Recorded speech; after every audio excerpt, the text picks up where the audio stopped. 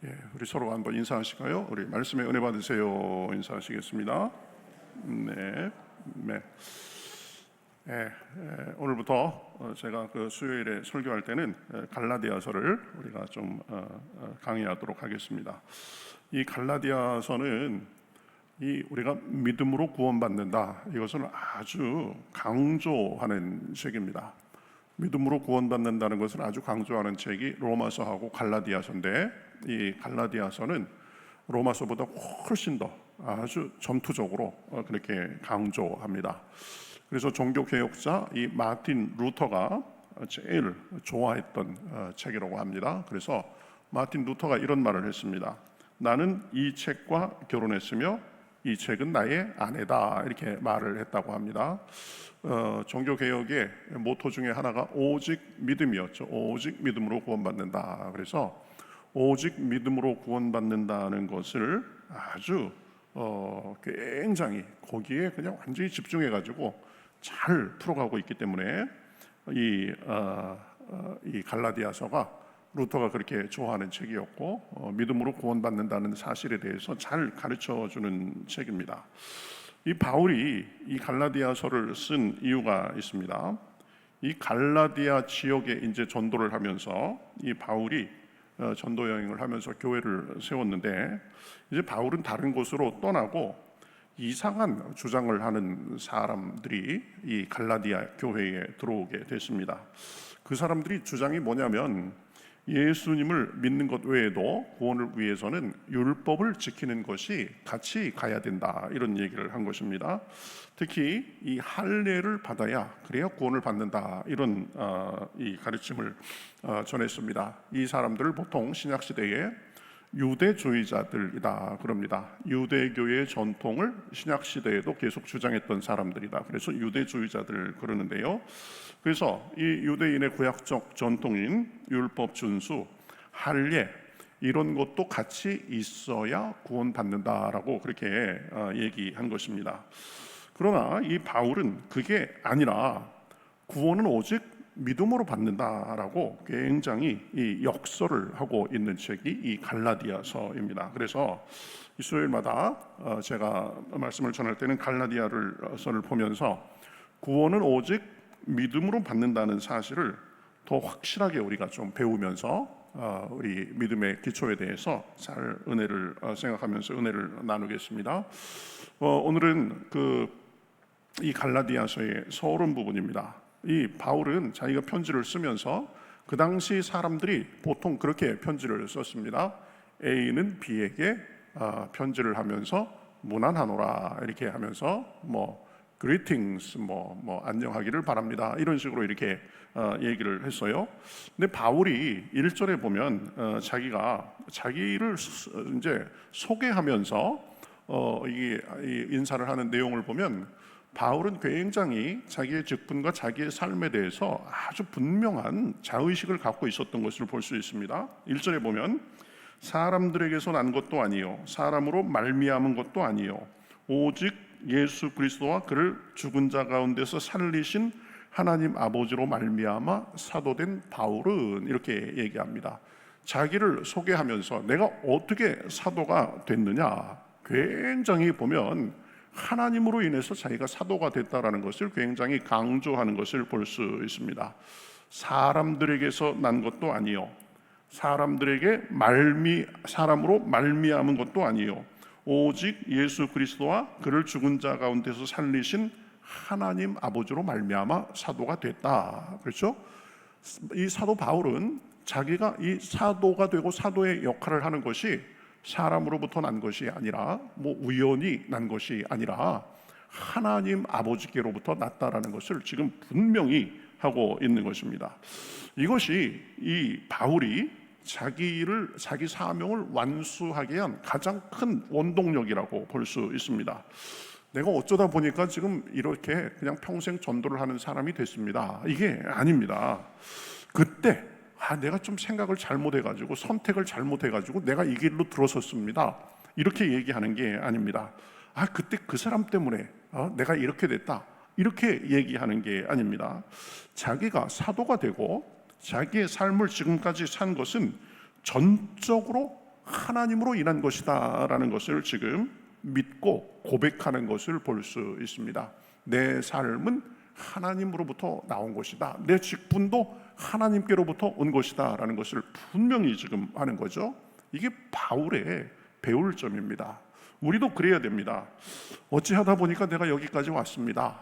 이렇게 그냥 겸양으로 얘기는 할 수 있지만 그 말은 정확한 말이 아닙니다. 내가 어떻게 하다 보니까 목사님이 그냥 너무 강권해가지고 제가 지금 이 일을 하고 있습니다. 이렇게 생각할 수도 있는데 그것도 올바른 말이 아닙니다. 아이고, 다른 사람이 없어가지고 제가 떠맡았네요. 이렇게 생각할 수 있는데 그거 역시 올바른 인식이 아닙니다.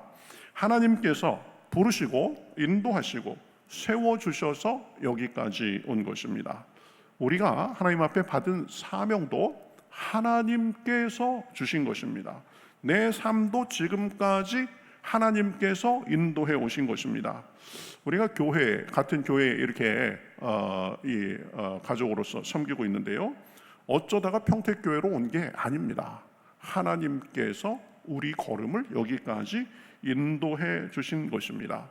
그러니까 오늘날의 나의 모든 모습은 하나님으로 인해서 오늘에 나가 있다라는 분명한 그런 고백과 믿음이 있어야 됩니다. 내 삶도 하나님으로 인해서, 내 가족도 하나님께서 그렇게 만들어 주신 것입니다. 그것이 믿음이고, 그렇게 믿고 내 삶과 현재의 모습을 바라보는 것이 신자의 삶입니다. 어려움을 당할 수도 있습니다. 그러나 어려움도 사실은 하나님께서 나에게 선한 뜻이 있으셔서 허락한 것이다 라는 것을 우리가 인정할 수 있어야 됩니다. 그러니 모든 일에 감사함으로 받으면서 그게 내게 유익이 되니까 하나님께서 허락하신 일이다 생각하고 기도하며 따라가고 순종할 수 있어야 됩니다. 살다 보면 좋은 일만 있는 건 아니죠. 가슴 졸이며 기도해야 하는 그런 일도 많이 있습니다. 그러나 그것도 역시 하나님께서 허락하신 일입니다. 내가 그래도 내 삶을 이만큼이나마 누리는 것도 역시 하나님께서 허락하신 일입니다. 그렇죠? 신경 쓰이게 하는 사람이 있을 수 있습니다. 나를 아프게 하는 일이 있을 수도 있습니다. 그것도 역시 하나님께서 허락하신 일이다라는 그런 고백이 있어야 됩니다. 나를 더 다듬고 내가 더 기도하게 하고 더 하나님께 가까이 하라고 허락하신 일입니다. 그렇죠? 내가 겪는 모든 일 속에서 하나님께서 나를 여기까지 인도하시고 하나님께서 허락하신 일이다라는 사실을 분명히 우리가 인정하고 그렇게 믿음으로 고백하고 받아들여야 됩니다. 잠언 16장 9절에서는 이렇게 말씀합니다. 사람이 마음으로 자기의 길을 계획할지라도 그 걸음을 인도하시는 이는 여호와시니라. 하나님이 그 섭리로 우리 걸음을 인도하고 계신다는 것입니다. 그렇게 믿고 사는 삶이 이게 신자의 삶입니다. 그렇게 믿고 살 때 원망하지 않을 수 있습니다. 불평하지 않을 수 있습니다. 푸념하지 않을 수 있습니다. 그냥 일만 있으면 누구 탓하는 사람이 있어요. 그 사람 때문에 그렇다고, 그때 그 사람 때문에 그렇다고. 그게 아닙니다. 여러분, 하나님께서 허락하신 일입니다. 그러니 오히려 하나님의 선하신 뜻을 바라고 구하며 하나님께서 허락하신 일이다는 것으로 긍정하고 나아가야 되는 것입니다. 바울이 지금 바로 그러한 믿음 안에서 철저한 자기 의식을 가지고 살았습니다. 하나님께서 자기를 세우시고 사랑하시고 인도하심을 믿고 여기까지 온 것입니다. 여러분, 바울처럼 우리도 그렇게 믿고 사시기를 우리 주님의 이름으로 축복합니다. 믿는 사람은 하나님의 인도하심을 고백하며 그 인도하심 속에서 자기 인생을 바라보고 나아가는 사람입니다. 그럴 때 온전히 하나님의 손에 잡힌 바가 돼서 살 수 있습니다. 쓰임받는 삶을 살 수 있습니다. 낭비 없는 삶을 살 수 있습니다. 맨날 푸념하고 누구 탓하고 그래야 나아지지 않습니다. 더 스트레스 받고 그게 화병이 되고 오히려 내 마음과 내 삶에 부정적인 영향을 끼치는 것입니다. 그러나 모든 일에 하나님의 선하신 뜻과 인도하심을 믿고 구하며 살면 어려움도 극복하고 매사에 긍정의 사람, 감사의 사람, 선한 열매의 사람으로 살 수 있습니다. 하나님께 영광 돌리며 살 수 있습니다. 바울과 같은 믿음의 삶을 살 수가 있습니다. 여러분, 아이고 내 인생 어쩌다가 이렇게 됐나 이렇게 생각하는 분 있어요? 그건 믿음의 생각이 아닙니다. 하나님께서 내 눈에 보시기에 선한 일이든 악한 일이든 하나님께서 내 걸음을 지금까지 인도해 오셨다라는 그 믿음으로 나아갈 때 우리의 모든 일이 결국은 하나님 안에서 합력해서 선을 이루고 약이 되게 되는 것입니다. 바울은 항상 그렇게 보면 편지 쓸 때마다 그렇게 얘기합니다. 하나님의 뜻으로 말미암아 사도로 특정받은 나 바울은, 그죠? 하나님으로 인해서 사도가 된 나 바울은, 이렇게 얘기하는 것입니다. 우리도 우리 삶을 하나님 안에서 하나님의 거룩하신 인도하심 속에서 바라봐야 됩니다. 우리가 오늘 첫 번째 생각한 것이 바로 그것입니다. 하나님 안에서 자기 삶을, 자기 모습을 바라봐야 된다. 두 번째는 우리 2절에 보면 이 성도들에게 은혜와 평강을 빌고 있는 것을 볼 수 있습니다.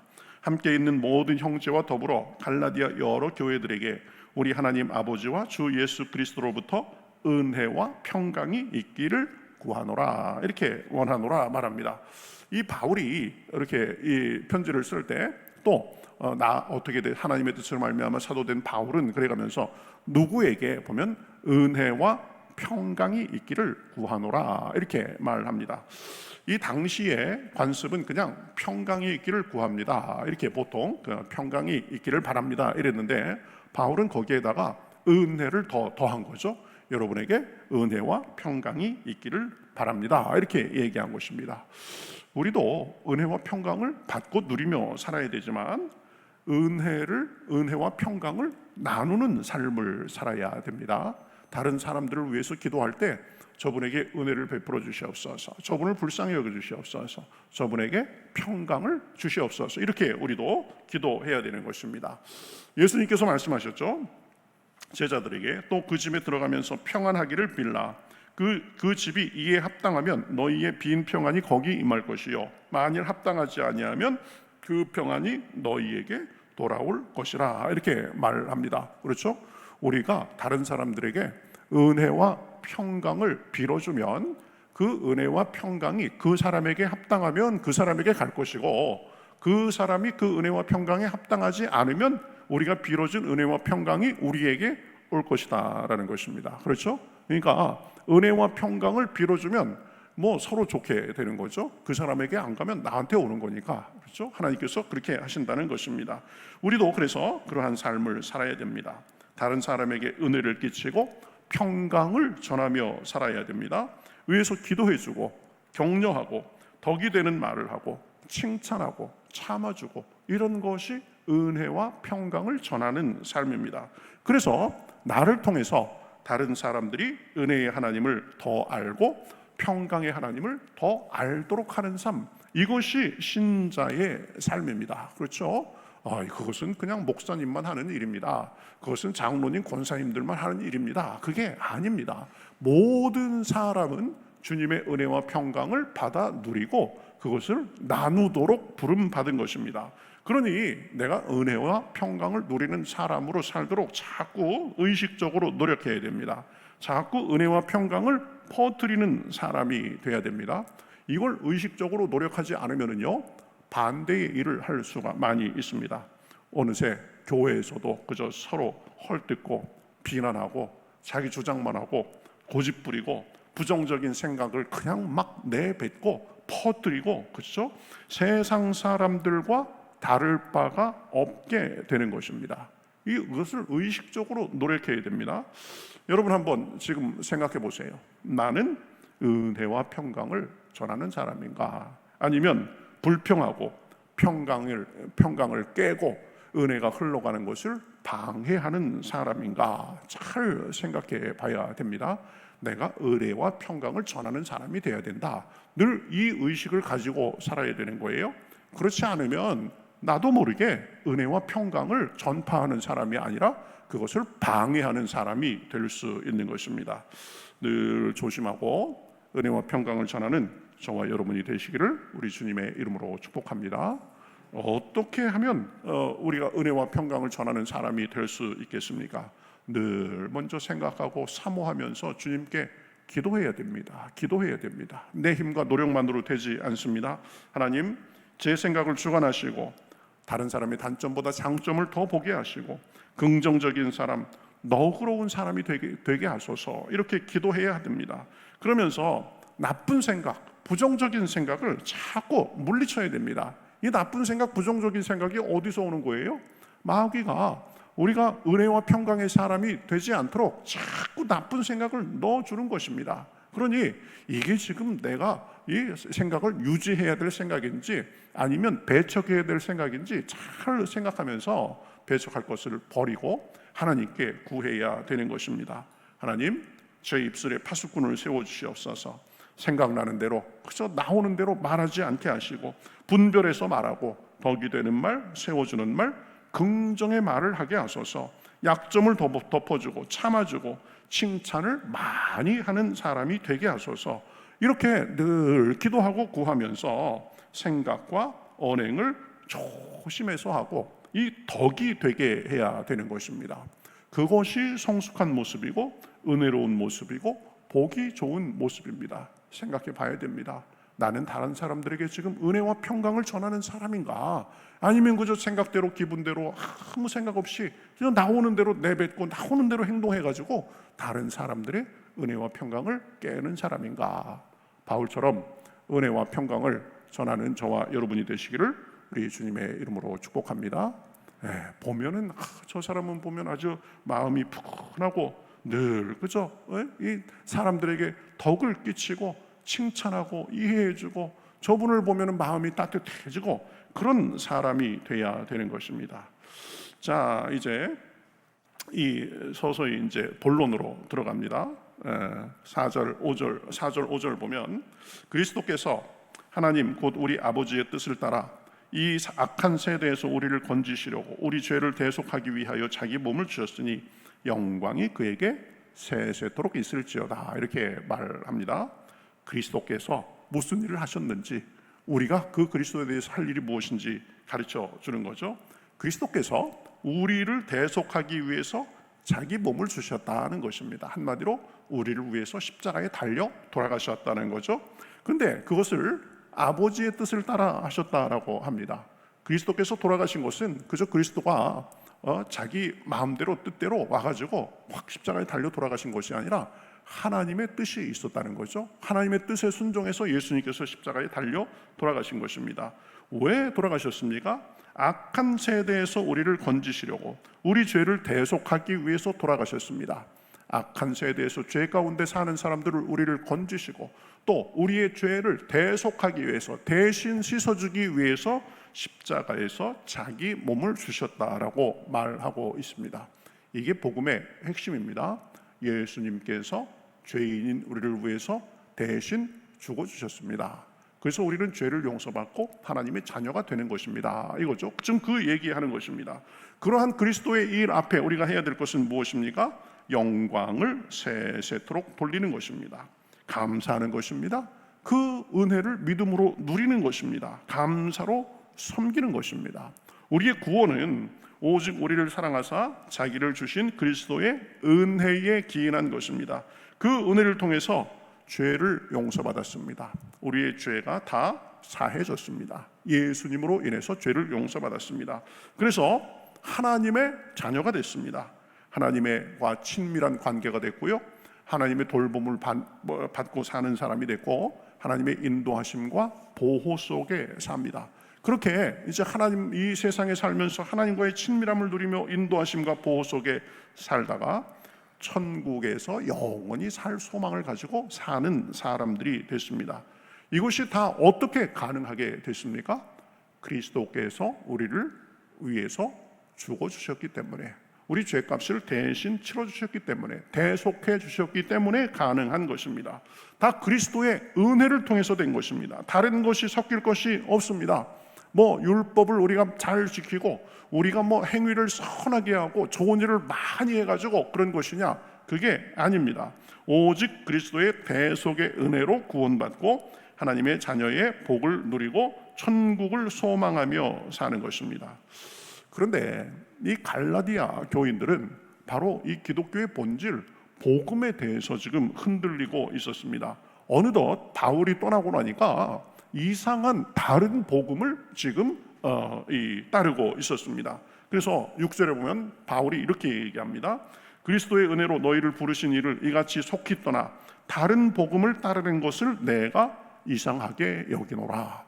너희가 왜 예수 그리스도를 통한 은혜의 복음을 버리고 이상한 다른 복음을 너희가 따르냐? 참나 그거 이해 못하겠다 이러는 거죠.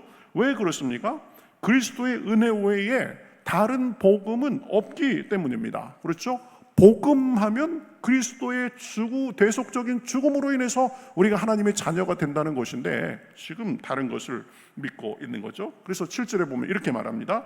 다른 복음은 없나니 다만 어떤 사람들이 너희를 교란하여 그리스도의 복음을 변하게 하려 함이라. 여러분, 그리스도의 은혜의 복음 외에는 모두 우리를 속이는 것입니다. 교란하는 것입니다. 복음을 변개시키는 것입니다. 복음은 딱 하나밖에 없어요. 누구를 통한 구원?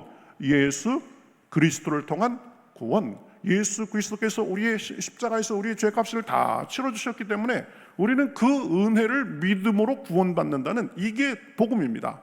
다른 복음은 있을 수가 없습니다. 그런데 그것도 맞는데 거기다가 요것까지 있어야 돼. 이러면 이게 다른 복음이 되는 것입니다. 지금 갈라디아에 온 이 다른 이상한 사람들이 바로 그런 복음을 전한 것입니다.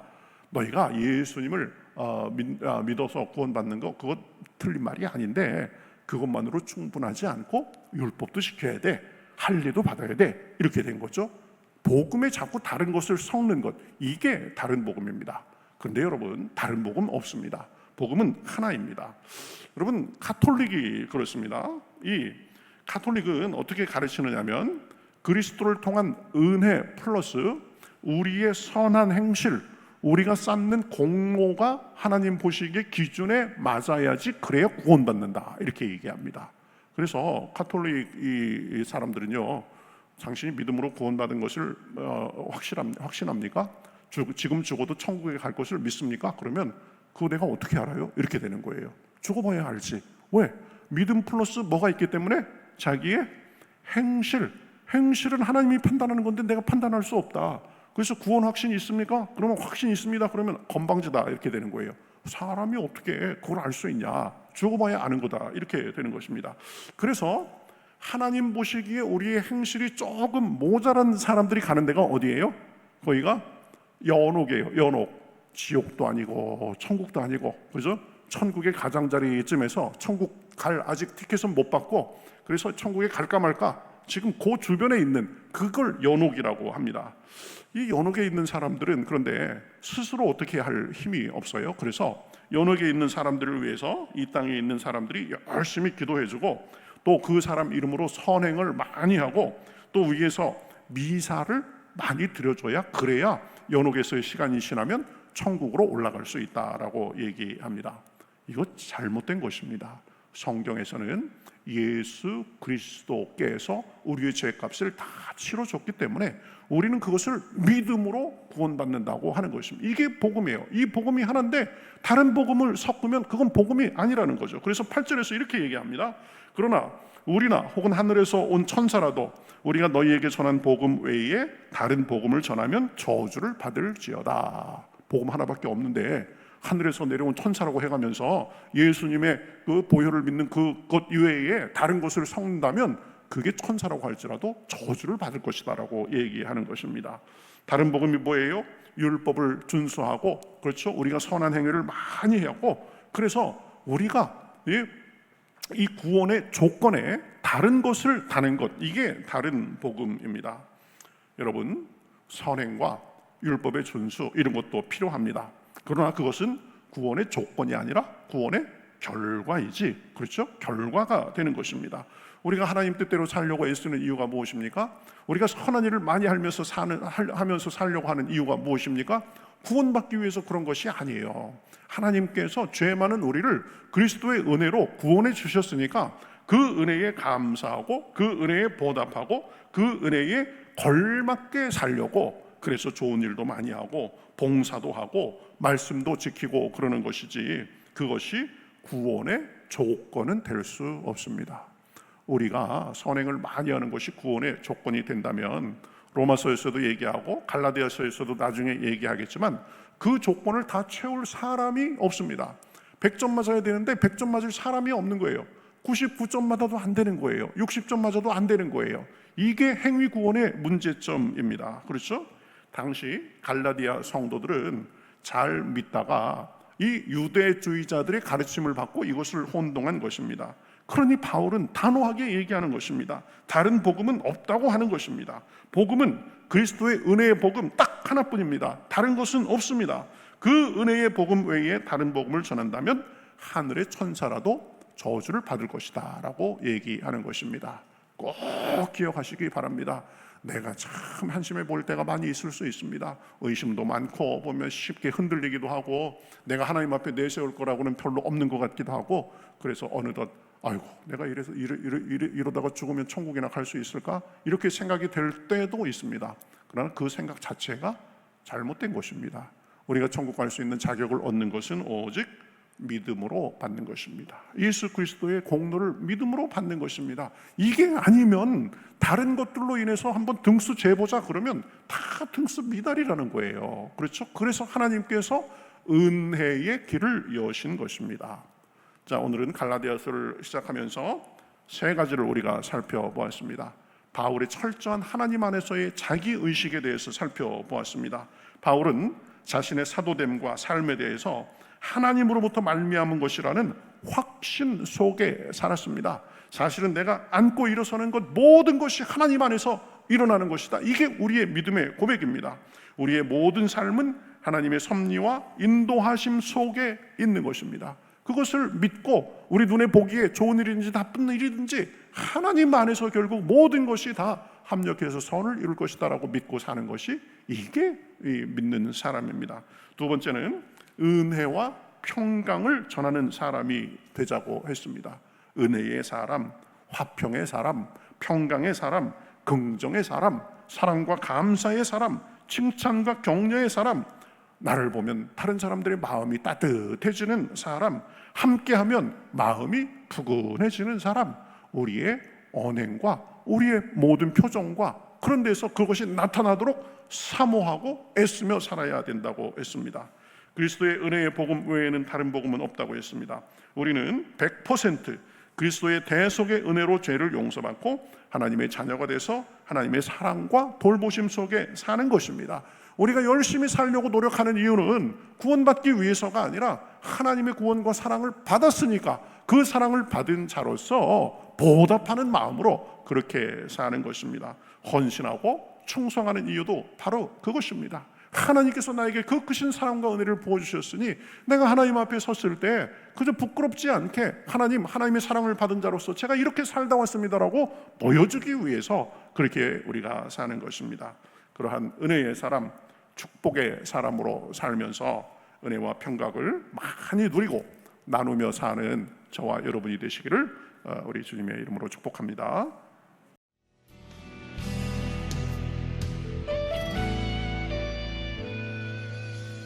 주님 말씀하시면 내가 나가리다. 주님 뜻이 아니면 내가 멈춰서리다. 나의 가고 서는 것 주님 뜻에 있으니 오 주님 나를 이끄소서. 주님 말씀하시면 내가 나가리다. 주님 뜻이 아니면 내가 멈춰서리다. 나의 가고 서는 것 주님 뜻에 있으니 오 주님 나를 이끄소서. 뜻하신 그곳에 나 있기 원합니다.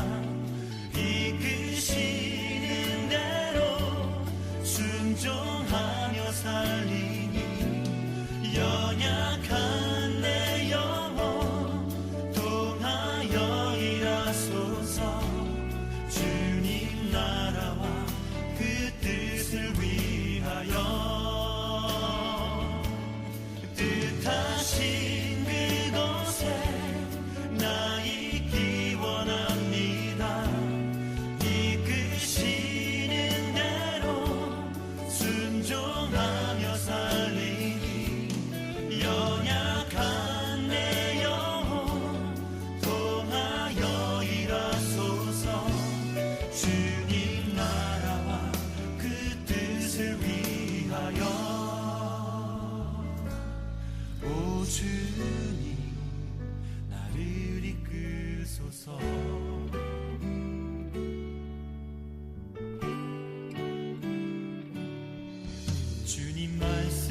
하시면 내가 나가리다. 주님 뜻이 아니면 내가 멈춰